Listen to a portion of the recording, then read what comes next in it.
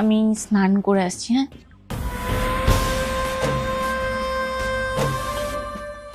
বিয়ের সবে এখনো 1 মাসও হয়নি, আর এর মধ্যে এই কথাটা বলা যায়?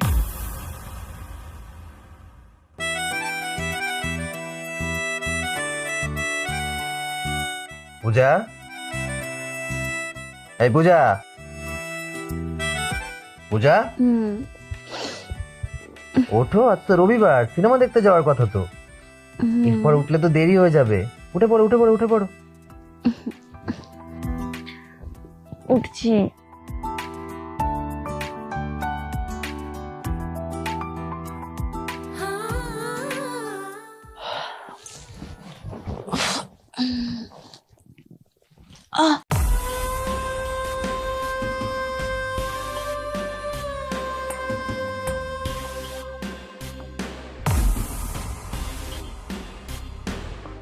কি গো,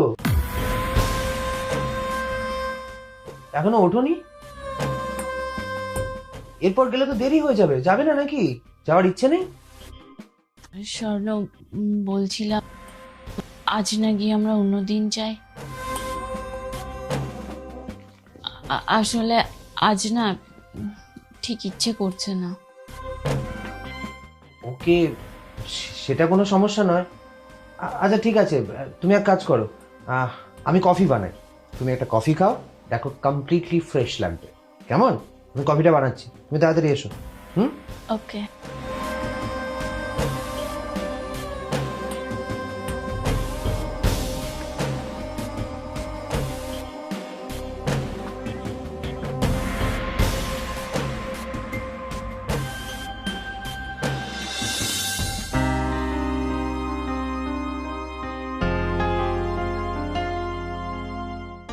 Here is your coffee.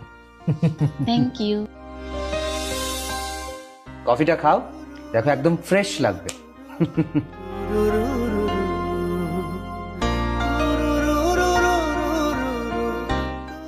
বলছি শোনো না, আজকে তো সানডে, আজ তো সিনেমা দেখতে যাওয়া হলো না। একটা কাজ করো, আজকে তুমি সর্ষে দিয়ে সুন্দর করে ইলিশ মাছ রান্না করো, দুপুরবেলা জমিয়ে খাওয়া যাবে। হ্যাঁ, কি বলো? হ্যাঁ, ওই দেখো বিস্কিটের কৌটোটাই তো আনিনি, একটু বিস্কিটের কৌটোটা নিয়ে এসো না প্লিজ। যাচ্ছি।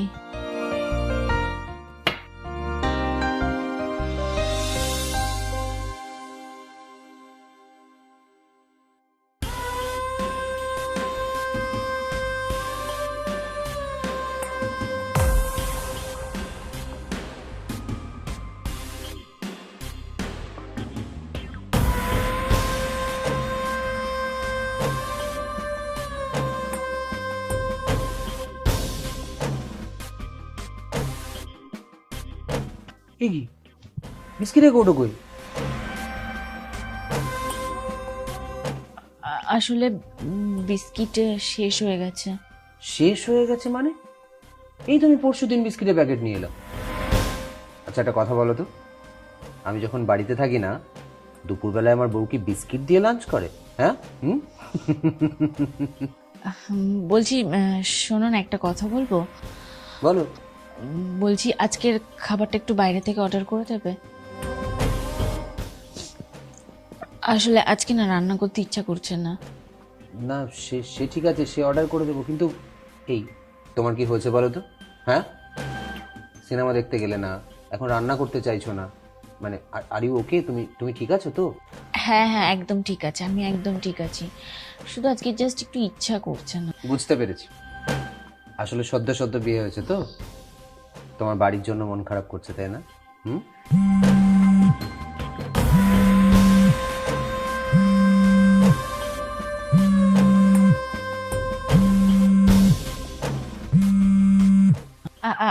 আমি স্নান করে আসছি। হ্যাঁ,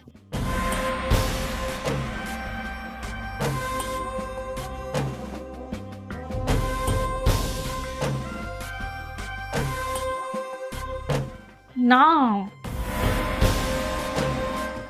না মা, বলিনি এখনো, এখনো বলতে পারিনি। এত তাড়াতাড়ি কি করে বলবো? বিয়ের সবে এখনো 1 মাসও হয়নি, আর এর মধ্যে এই কথাটা বলা যায়? মা আমি বুঝতে পারছি না আমি কথাটা কি করে বলবো ওকে। হুম, আচ্ছা আচ্ছা ঠিক আছে, তুমি রাখো, আমি স্নানটা করে নিই। রাখলাম। হুম।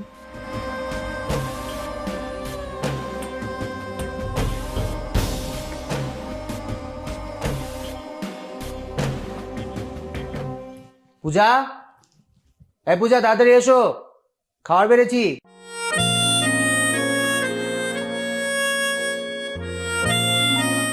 দেখো, তোমার জন্য সব সুন্দর সুন্দর বাঙালি খাবার অর্ডার করেছি। এই বাঙালি খাবার খেতে ভালোবাসো, শুধু তোমার জন্য বাঙালি খাবার অর্ডার করেছি। চলো শুরু করো, খেয়ে নাও খেয়ে নাও খেয়ে নাও। বলছি স্বর্ণ, একটা কথা বলবো? কি কথা?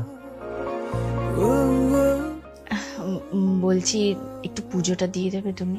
কেন, তুমি স্নান করে পুজো দাওনি? না, আজকের দিনটা একটু তুমি পুজো দিয়ে দাও না। দিচ্ছি।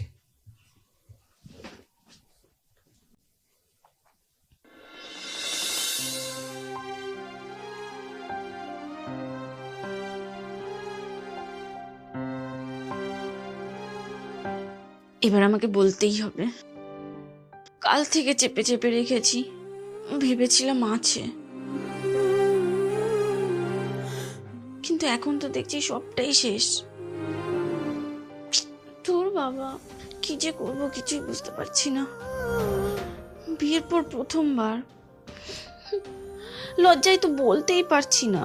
কি ব্যাপার, ওখানে বসে বসে কি ভাবছো? এই তোমার কোনো পুরনো বয়ফ্রেন্ডের কথা ভাবছো না তো? যা, কি কি যে বলো না তুমি। দাঁড়াও।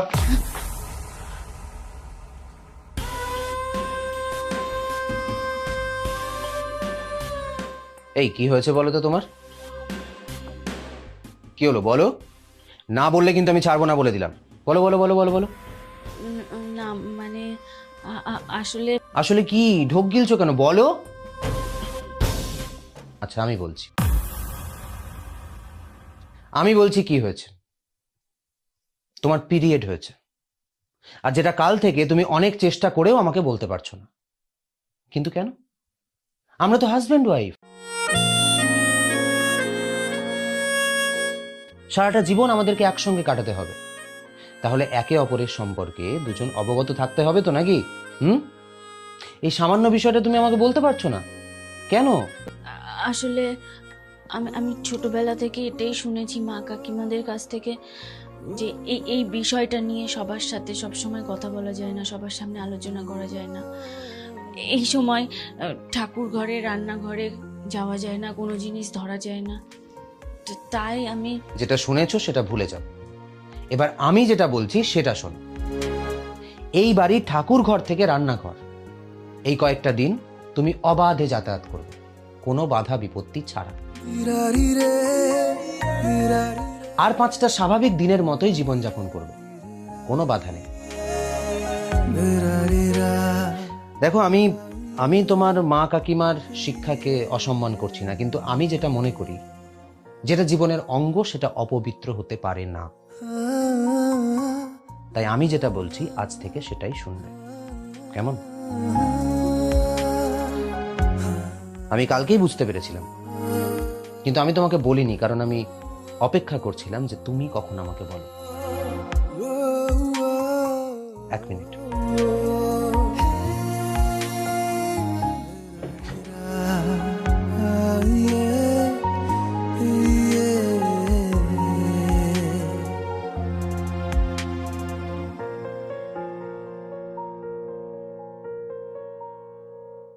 আজ থেকে আমরা বন্ধু হলাম।